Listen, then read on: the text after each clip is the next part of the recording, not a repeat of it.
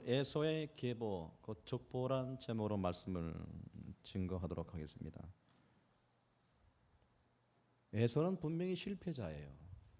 하나님이 보시기에 실패자인데 오늘 세상의 눈으로 보면 별로 실패한 그 결과는 아니에요. 하나님 보시기에 실패자예요.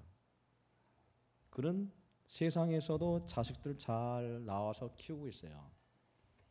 그것이 언제까지 가느냐가 문제인데 하나님의 선택받고 살아가는 야곱의 축복은 과연 무엇인가? 이 땅에서 받은 복이 별별 차이가 없는 거 아니냐라는 눈으로 보게 되면 여러분은 중요한 것을 놓치고 있는 거예요. 야곱과 에서의 차이는 무엇입니까? 무엇이 과연 그들 둘로 나눴나요? 야곱은 복을 많이 받았다, 에서는 복을 못 받았다, 이런 식으로 보지 마세요.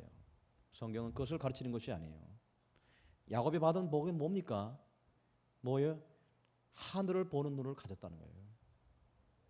에서는 땅만 봤단 말이에요. 이거 차이점이에요. 예수 믿는 사람 중에서도 땅만 보고 사는 사람이 있습니다. 그건 에서예요. 하늘나라를 바라보고 소망 가운데 사는 자들을 야곱이라고 부르는 거예요. 그런 사람들이 세상에서 사는 거 보면 잘 되고 만사 형통한 것만 보지는 않습니다. 수많은 우여곡절이 있고요, 수많은 일들이 생기지만 그러는 하나님이 선택받은 약속의 자녀이기에 모든 것을 합력하여 선을 이루는 거예요. 아멘. 그 선이라고 하는 것은 뭐예요? 궁극적으로 구원받는다라고 해요.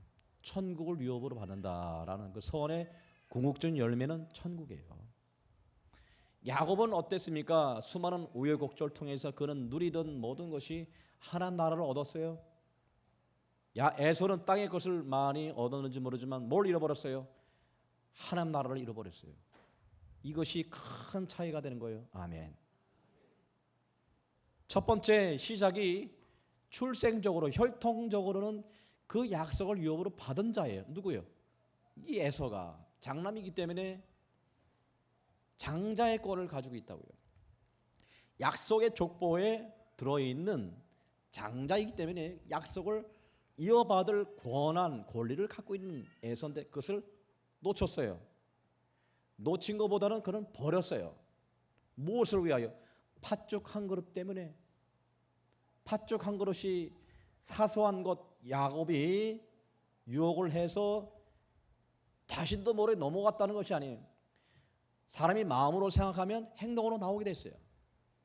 자기가 만일 그것을 귀중하게 여겼으면 절대로 팥죽 한 그릇도 쉽게 받아들이면 안 된다는 거예요. 장자권을 너무 우습게 봤단 말이에요. 배고픔 하나로 팥죽 한 그릇으로 그걸 쉽게 바꿀 정도로 에서는 큰 관심이 없어요. 장자권, 곧 약속의 그 기업을 받는 이 장자권에 대한 욕심과 애착을, 그런 관점을 갖고 있지 않았다는 데 큰 문제가 발생되어 있습니다. 그러다 보니까 하나님의 약속과 그걸 누리게 될 그 기업의 풍성함을 에서는 쉽게 버렸어요. 야곱은 그것을 볼 줄 아는 눈을 가졌어요. 그래서 어떤 방법을 통해서라도 그것을 빼앗고자 하는 그런 마음을 갖고 있었던 것이죠. 성경이 이르기를 천국은 침노를 당하나니 천국은 침노하는 자의 것이라 라고 말씀하고 계셔요. 아멘. 침노라고 하는 것은 뺏는단 말이에요. 뺏는다. 천국은 지금 침노당한다. 침노하는 자들에 의해서. 천국은 여러분 그 귀중함과 그 고귀한 것을 알아서 가서 빼앗으려고 하는 자들의 것이라 라고 하고 계신 거예요. 받아도 좋고 안 받아도 괜찮고 라는 자는 절대로 그것을 유업을 받을 수 없다. 에서가 놓쳤던 것이 바로 그거예요. 그는 그래서 이제 나중에 그의 이름이 에돔의 이름으로 바뀌는데, 그래서 곧 에돔의 대략이 이러하니라 라고 하신 말씀, 에서가 에돔이란 그 뜻을 갖게 되는데, 에돔이란 뜻은 무슨 뜻이냐? 에돔의 뜻은 붉다, 빨갛다라는 뜻이에요. 자신의 이름이 이제 에돔의 그 이름으로 나오게 되는데, 에서 이름이 에돔이라 불리는데 자기 이름을 불릴 때마다 뭘 생각해야 되냐면 붉다. 뭘 생각해요? 팥죽 한 그릇이 생각납니다. 이는 가장 중요한 것을 실수했다는 것이죠. 우리가 사소한 완벽한 삶을 이야기하는 것이 아니에요. 그렇더라도 그것은 놓치지 말았어야 되는 것이죠. 하나님의 약속, 그것을 절대 잊지 말았는데 팥죽 한 그릇에 팔았다는 말입니다. 그 에돔의 그의 결국이 그렇단 말이에요. 또 그 뒤의 삶을 보면 에서는 철저히 세상적이에요. 세상적. 그의 욕망과 그의 하는 행동과 모든 것이 다분히 세상적이에요. 야곱은 뭐야? 그럼에도 하늘을 바라봐요. 끝까지. 이것이 야곱이 복되게 한 것이고 에서를 그가 결국 실패자로 만든 가장 중요한 갈림길 되는 것을 우리는 볼 수 있어요. 아멘. 근데 에서의 그 뒤에 행보를 보면 어떻습니까? 에서가 이방 여인과 결혼을 해요. 에서가 이방 여인과 결혼을 하는데 아브라함은 이삭을 그 며느리를 얻기 위해서 800km나 떨어지는 고향으로 며느리감 얻기 위해서 보냈던 것을 기억하셔요, 여러분들. 선택받은 자들에게는 항상 뭐예요? 한나라를 바라보는 눈으로 모든 매사를 결정하는 눈을 갖고 있는 것으로 말미암아 그 선택받은 이삭과 야곱 이런 자녀들은 항상 약속한 그 자녀들 며느리를 얻었단 말입니다.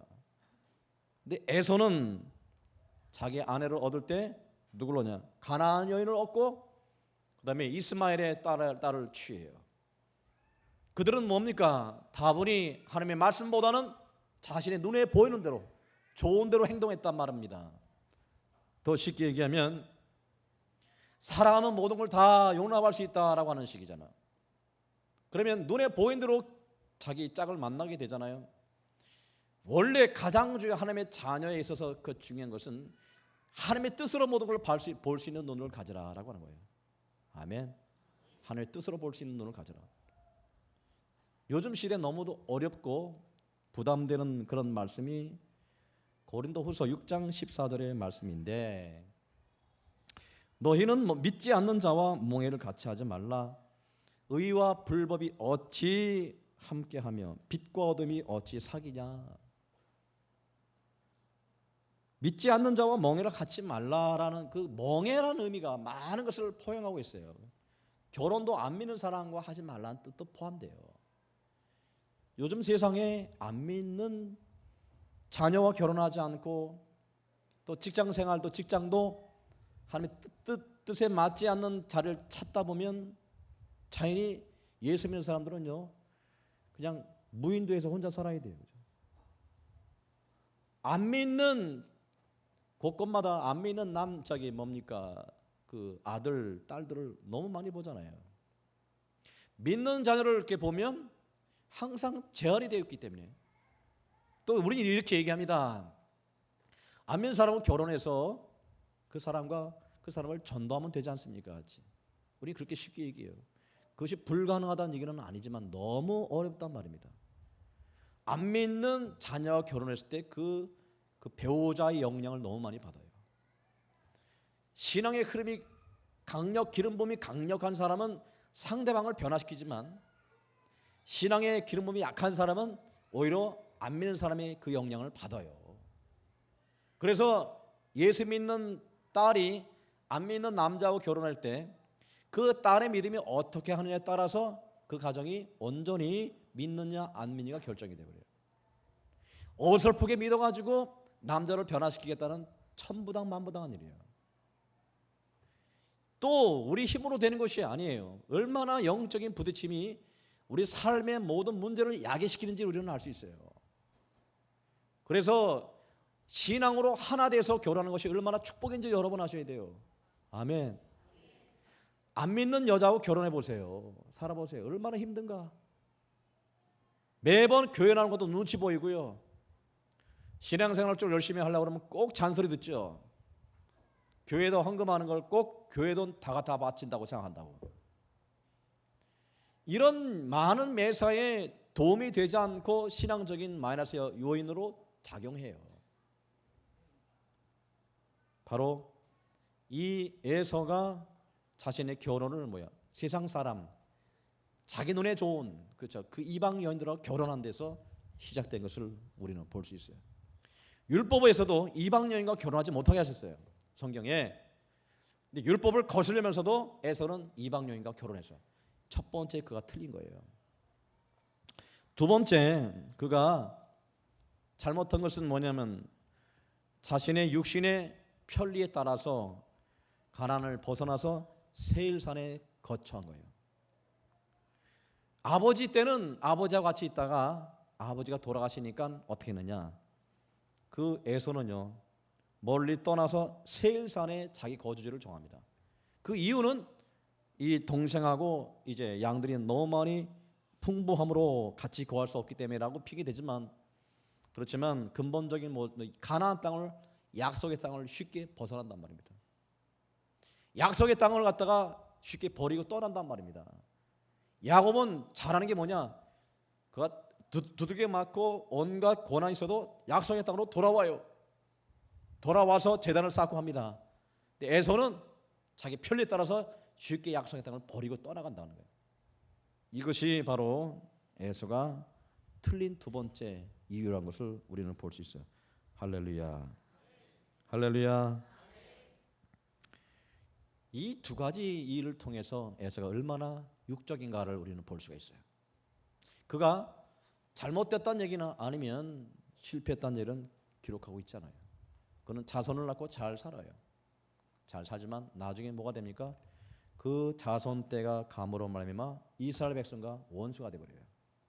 가나안 땅에 이스라엘 백성이 들어갈 때 서로 부딪히고 싸우는 일이 거기서 벌어져요. 우리가 얼마나 하나님의 뜻대로 사는 것이 복인 것을 전에로 잘 아시고, 저 하늘 약속 바라보시면서 이 세상에서 남들만큼 잘 살지 못한다 하더라도 그것을 스스로 자족할 줄 알고, 자족, 스스로 만족하란 말입니다.